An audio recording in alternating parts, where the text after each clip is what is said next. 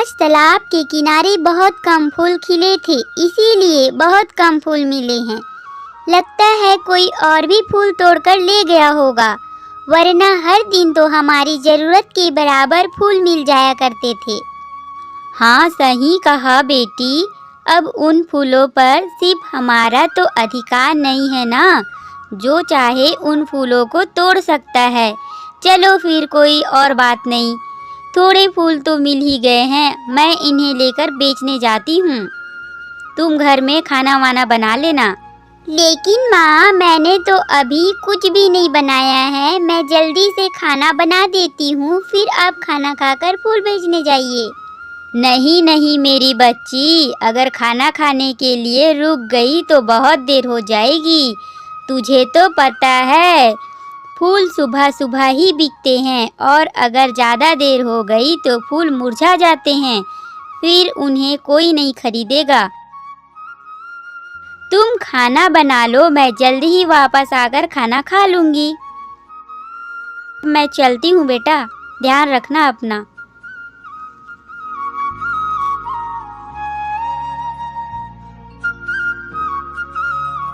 सरस्वती, तुम अपने स्वास्थ्य का भी ध्यान रखा करो और खाने पीने पर भी ध्यान दो। अब मैं अपाहिज हो चुका हूँ। मुझे यह सोच सोचकर खुद पर बहुत शर्म आती है कि अब सारे घर की जिम्मेदारी तुझ पर आ गई है। नहीं नहीं जी, आप ऐसा मत बोलिए। आप हमारे बीच हैं, हमारे लिए यही बहुत बड़ी बात है। और रही बात घर चलाने की, तो मैं आसानी से फूल बेचकर घर चला लेती हूँ। वैसे भी मैं अकेली नहीं हूँ, मेरी बेटी भी मेरी बहुत मदद करती है। इसीलिए आप बिल्कुल चिंता मत कीजिए और अपने स्वास्थ्य का ध्यान रखिए। हाँ पिताजी, आप बिल्कुल भी चिंता मत करिए। मुझसे जितना हो पाता है मैं माँ की पूरी मदद करती हूँ। अच्छा, अब मैं चलती हूँ, नहीं तो लेट हो जाऊंगी। ठीक है माँ, आप जाइए।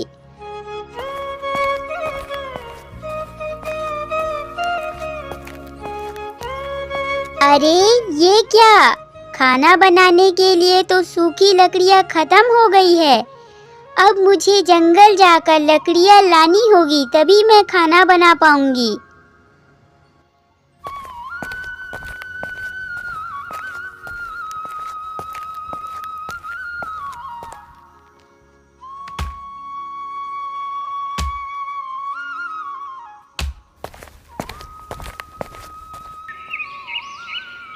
पिताजी, सूरज सर पर निकल आया है, लेकिन आप अभी तक नहीं जागे हैं। पहले तो ऐसा कभी नहीं हुआ है। चलिए, मैंने आपके लिए चाय बनाई है, जल्दी से उठ जाइए और यह चाय पी लीजिए। पिताजी, ओ पिताजी, उठ जाइए पिताजी। क्या बात है बेटी, तुम इतना चिल्ला क्यों रही हो?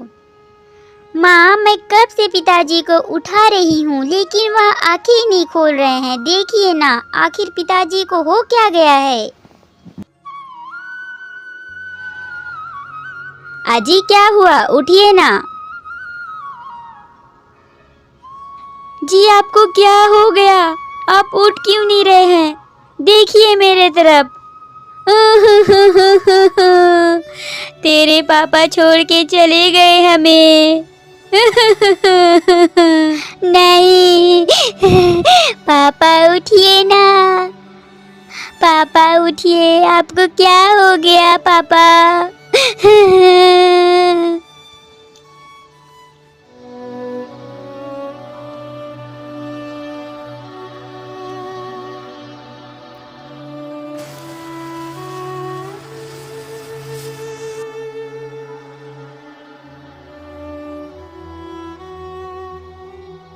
बेटी, मैं फूल बेचने के लिए जा रही हूँ। तुम खाना बना लेना और खा लेना। मुझे आज वापस आने में देर हो जाएगी। मेरे ऊपर पिताजी का साया था, लेकिन अब वह भी हट चुका है। ठीक है माँ, आप मेरी चिंता मत करिए। बस आप अपना ख्याल रखिएगा क्योंकि इस दुनिया में आपके अलावा मेरा कोई भी नहीं है। हाँ बेटी, पता नहीं भगवान भी हमारे साथ ऐसा क्यों अन्याय कर रहा है। हमारे ऊपर पहले ही कई सारे दुखों का पहाड़ है, लेकिन अब उसने तुम्हारे पिता को भी छीनकर एक और नया दुख हमें दे दिया है। चलो ठीक है बेटा, अब मैं चलती हूँ।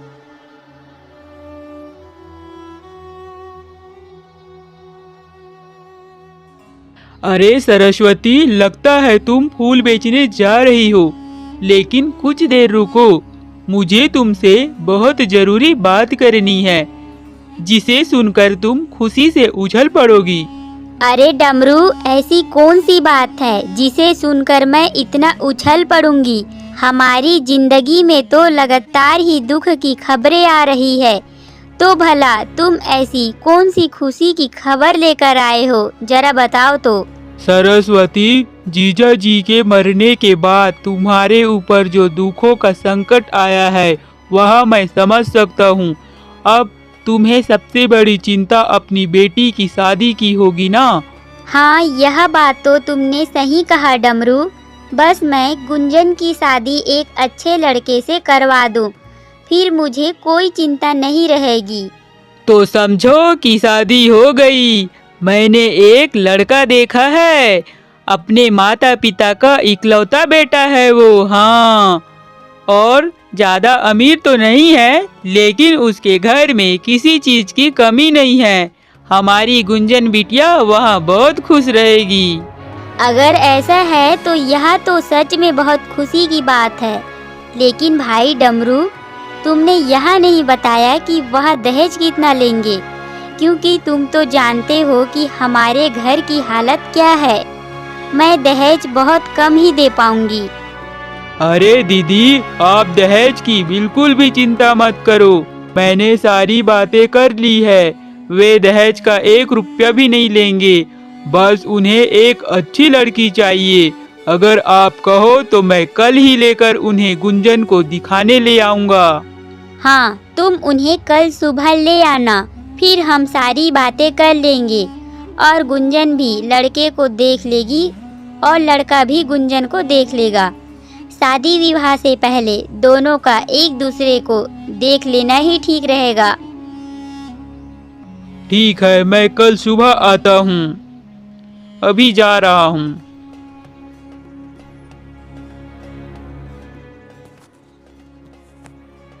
मुझे यह रिश्ता कैसे भी जोड़ना होगा। भले ही लड़का शराबी और आवारा है, लेकिन अगर मैंने यह शादी कर ली तो उन्होंने मुझे 20,000 देने का वादा किया है। ये अपने हाथ से कैसे जाने दे सकता हूँ मैं? अरे घर में कोई है क्या? अरे अरे डमरू भाई, घर के अंदर आ जाओ। और पहले यह बताओ कि सरस्वती अपनी बेटी की शादी मेरे बेटे से करने के लिए तैयार हुई या नहीं? मैंने उन्हें अच्छे से मना लिया है, आप इसकी बिल्कुल भी चिंता मत करो। अब मुझे घर के अंदर तो आने दो, फिर मैं सारी बातें बताता हूँ।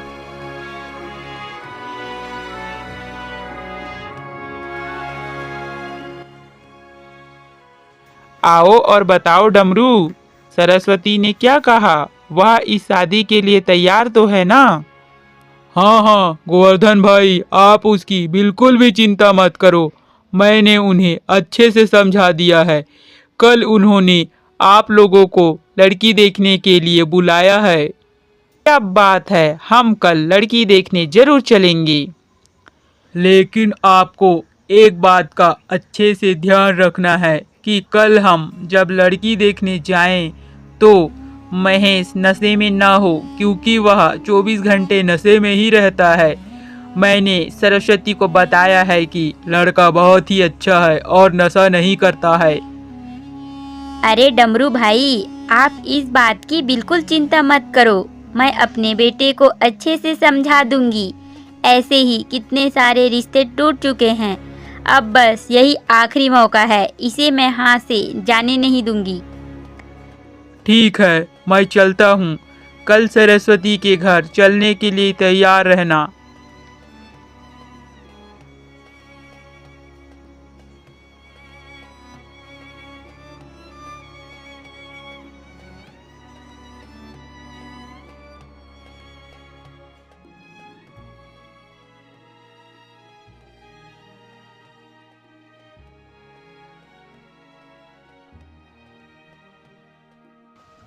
अरे डमरू भाई, तुमने तो कहा था कि लड़का शराब या किसी प्रकार का नशा नहीं करता है, लेकिन लगता है कि लड़के ने नशे किया है। देखो उसकी आंखें कैसे बंद हो रही है और चेहरे पर नशे की मदहोशी साफ झलक रही है।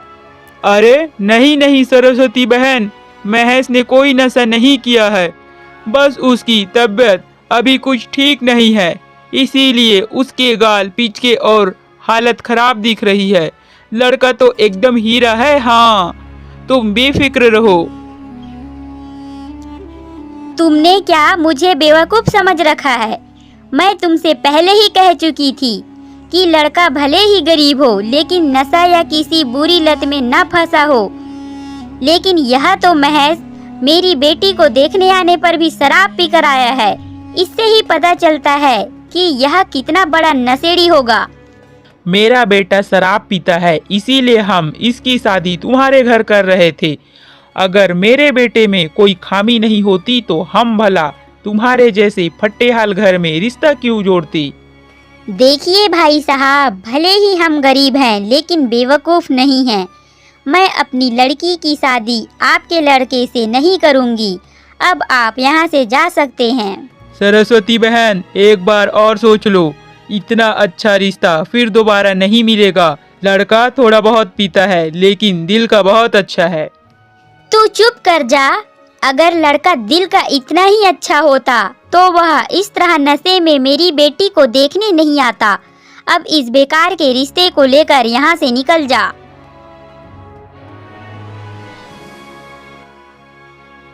माँ, आपने अच्छा किया जो ऐसे नशेबाज लड़के से मेरी शादी नहीं की। लेकिन मामा तो एक नंबर के मतलबी इंसान हैं। उन्हें जरा भी शर्म नहीं आई ऐसे लड़के का रिश्ता लाने में। हाँ बेटी, तूने सही कहा। भले ही मैं गरीब हूँ, लेकिन तेरी शादी बहुत ही अच्छे लड़के से करूँगी। तू बिल्कुल भी चिंता मत कर। अब जल्दी जा और जंगल से सूखी लकड़ियाँ लेकर आ जा। हाँ माँ, मैं अभी जाती हूँ और फिर आपके लिए स्वादिष्ट खाना बनाऊंगी।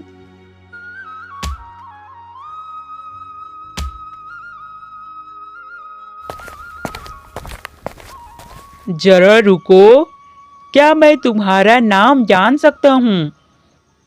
मेरा नाम गुंजन है। मैंने तुम्हें कल भी देखा था, लेकिन तुम शायद जल्दी में थी, वरना मैं कल ही तुमसे बात करता। क्या तुम इसी गांव की हो? हाँ, मैं पास वाले बरगद के पेड़ के पीछे रहती हूँ। लेकिन तुम यह सब क्यों पूछ रहे हो? मेरा नाम गगन है और मैं ठाकुर जयशंकर का बेटा हूँ। सच कहूँ तो तुम्हें देखकर मेरी रातों की नींद उड़ गई है। जब भी रात को आंखें बंद करता हूँ, तुम्हारा चेहरा ही मेरी आंखों के सामने आ जाता है। क्या तुम इसका कोई इलाज बता सकती हो? देखो, मैं तुम्हारे इशारे समझ रही हूँ। तुम ये फालतू की बातें किसी और से करना। मुझे इन सब चीज़ों में कोई दिलचस्पी नहीं है। देखो, तुम मुझे गलत मत समझना, लेकिन मैं सिर्फ तुमसे दोस्ती करना चाहता हूँ। हम अच्छे दोस्त बन सकते हैं। मैं कुछ दिन पहले ही शहर आया हूँ, इसीलिए यहाँ मेरा कोई दोस्त नहीं है। मैं चाहता हूँ कि तुम मुझसे दोस्ती करो। नहीं, मुझे तुमसे दोस्ती नहीं करनी है।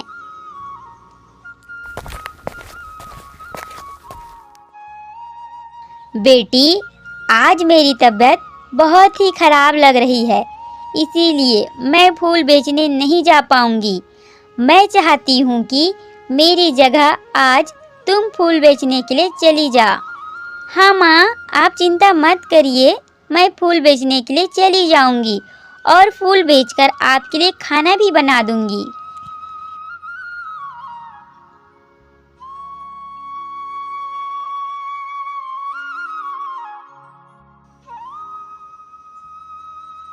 माँ, बहुत दिन हो गए, आपकी तबीयत में कोई सुधार नहीं आ रहा है। हम शहर चले क्या? वहाँ अच्छे डॉक्टर को दिखा सकते हैं। अरे नहीं नहीं बेटा, मैं ठीक हूँ। थोड़ा बहुत कमजोरी रहती है ना, क्या है कि उम्र बढ़ रहा है ना। माँ चलते हैं ना, आप कितने दिनों तक यूँ इनकार करते रहोगी? मेरी बच्ची, मेरी वजह से तुमको कितनी परेशानी होती है ना। सुबह सुबह फूल तोड़ना, फिर उसे बेचना और लकड़ियाँ इकट्ठा कर खाना पीना बनाना, घर का काम करना, तुम तो थक ही जाती होगी ना। माँ, आप मेरी चिंता मत करो, मैं कोई थकती वक्ती नहीं हूँ, ठीक है।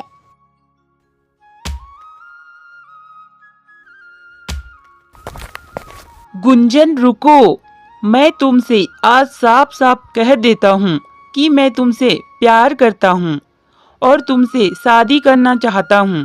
बोलो, क्या तुम मुझसे शादी करना चाहती हो? देखो गगन, मैं भी तुम्हें आज साफ साफ बता देती हूँ, तुम्हारे और मेरे बीच में एक दीवार है और उस दीवार का नाम है अमीरी और गरीबी। तुम्हारा और मेरा मिलन संभव नहीं है, इसीलिए मैं तुमसे हाथ जोड़कर विनती करती हूँ कि तुम मेरा पीछा करना बंद कर दो। ये तुम कैसी बातें कर रही हो? अमीरी और गरीबी किस्मत की बातें हैं। मैं तुम्हें पसंद करता हूँ। मुझे तुम्हारे गरीब होने से कोई मतलब नहीं है।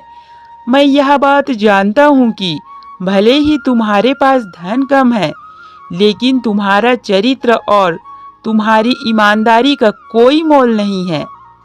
सच कहूँ गगन, तो तुम्हारी ऐसी गोल गोल बातें सुनकर मेरा मन भी तुम्हारी ओर खींचता चला जाता है, लेकिन मैं जानती हूँ कि हम दोनों का मिलन इस जन्म में नहीं लिखा है। अच्छा, तो ये बात है। जाता हूँ और मालिक को सारी बातें बता दूंगा।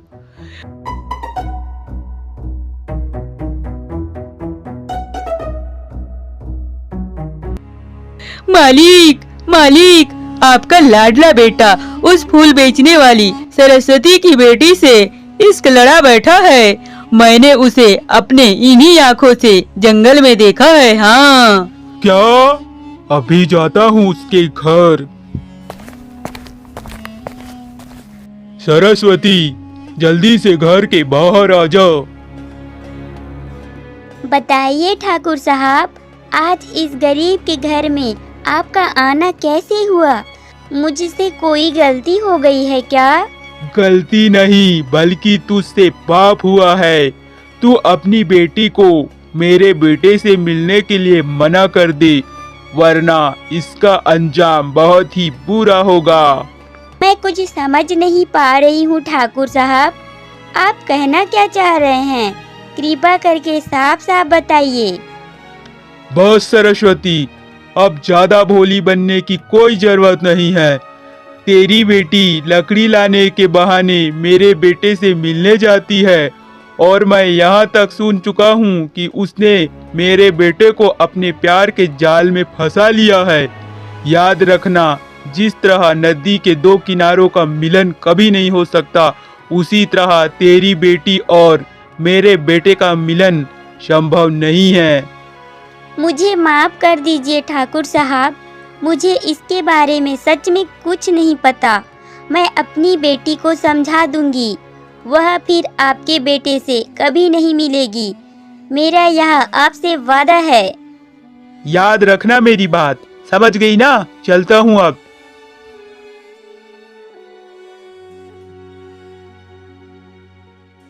गुंजन, मैं तुझसे एक बात पूछना चाहती हूँ, लेकिन तुझे मेरी कसम है कि तू मुझे सच सच बताएगी। अरे माँ, आप यहाँ कैसी बातें कर रही हो? आपको क्या हो गया है? तू जंगल में लकड़ी लेने के लिए जाती है या फिर उस ठाकुर के बेटे से मिलने? आज ठाकुर घर पर आया था, मुझे बेइज्जत करके चला गया। देख बेटी, मैं तुझसे विनती करती हूँ, तू ऐसा मत करना, वरना हम कहीं भी मुंह दिखाने लायक नहीं रहेंगे। माँ, मुझे आपकी कसम है, वह गगन ही मुझसे हमेशा बातें करते रहता है। और तो और आज उसने मुझसे कहा है कि वह मुझे प्यार करता है, लेकिन मैंने उसे साफ साफ इनकार कर दिया। मेरी इसमें कोई गलती नहीं है। हाँ बेटी, तूने बिल्कुल सही किया। वह अभी जवान लड़का है, उसे अमीरी और गरीबी की लकीर के बारे में कुछ नहीं पता है, इसीलिए वह तुझसे प्यार कर बैठा है। लेकिन जिस दिन उसे होश आएगा उस दिन वह अपने पिता की तरह ही बन जाएगा। देखो गगन, अब बस बहुत हुआ। कल तुम्हारे पिता ने मेरी माँ की बहुत बेइज्जती की, क्योंकि सभी को यह लगता है कि हम दोनों एक दूसरे से प्यार करते हैं। लेकिन मैं तुमसे पहले भी कह चुकी हूँ, हमारे बीच अमीरी गरीबी की दीवार है जिसे मैं पार नहीं कर सकती हूँ। इसीलिए मेरी तुमसे हाथ जोड़कर विनती है, अगर तुम मुझसे प्यार करते हो तो मुझे दोबारा मिलने की कभी कोशिश मत करना।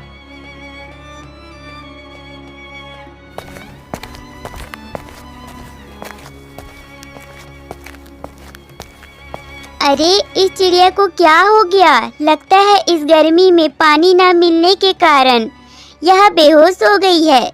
मैं अभी पानी लाकर पिला देती हूँ।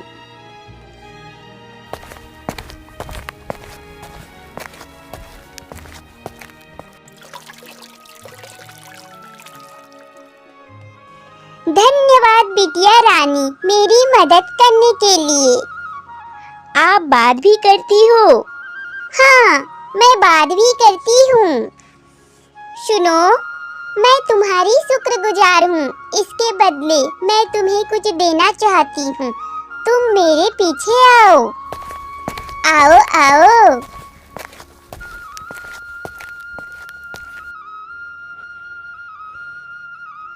ये लो कीमती पत्थर, ये तुम्हारी बहुत काम आएगी। वाव, ये तो बहुत सुंदर है। ठीक है, मैं चलती हूँ। मेरे बच्चे मेरा इंतजार कर रहे होंगे। ठीक है, ख्याल रखना। Bye bye. यह पत्थर क्या है? यह तो बहुत ही सुंदर लग रहा है। हो ना हो इसकी कीमत बहुत ही ज़्यादा होगी। मुझे किसी से इसके बारे में पूछना चाहिए, जिसे इसके बारे में पता हो। गगन वहाँ पर बैठा हुआ है, उससे जाकर पूछती हूँ। हो न हो इसके बारे में जानकारी उसे जरूर होगी। गगन, यह पत्थर को देखकर तुम बता सकते हो क्या यह किस प्रकार का पत्थर है? गुंजन, यह पत्थर तुम्हें कहाँ से मिला? यह तो असल में हीरा है।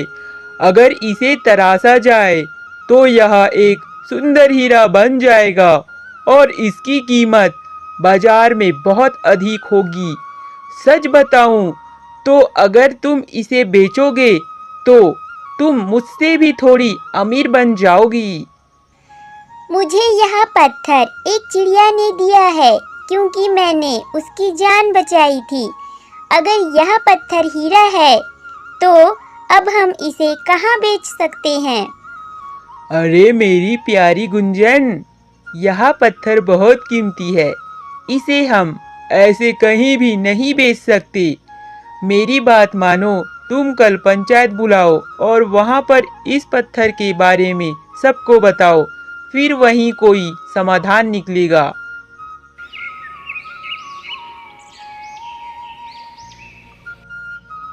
बताओ गुंजन, तुमने आज हमें यहाँ पर इकट्ठा क्यों किया है?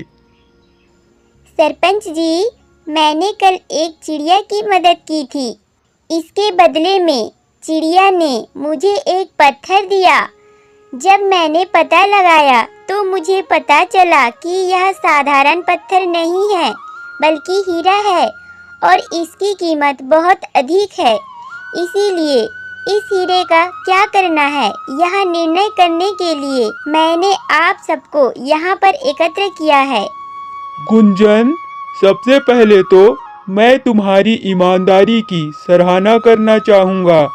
तुम्हें इतना कीमती पत्थर मिला है, इसके बारे में मैंने यह सोचा है कि इस हीरे को बेचकर जो भी धन मिलेगा उसका आधा तुम्हें दिया जाएगा और आधा इस गांव के स्कूल, सड़क और अस्पताल बनाने में लगाया जाएगा। तो बताओ, क्या तुम्हें यह फैसला मंजूर है? हाँ सरपंच जी, मुझे यह फैसला मंजूर है। मेरे लिए इतना धन बहुत है और मेरी वजह से गांव में स्कूल, अस्पताल और सड़क बन रही है। इसके लिए मुझे बहुत खुशी होगी। तो ठीक है, मैं आदेश देता हूँ, इस हीरे को बेचने के लिए शहर ले जाओ और तुरंत इसका निपटान करो।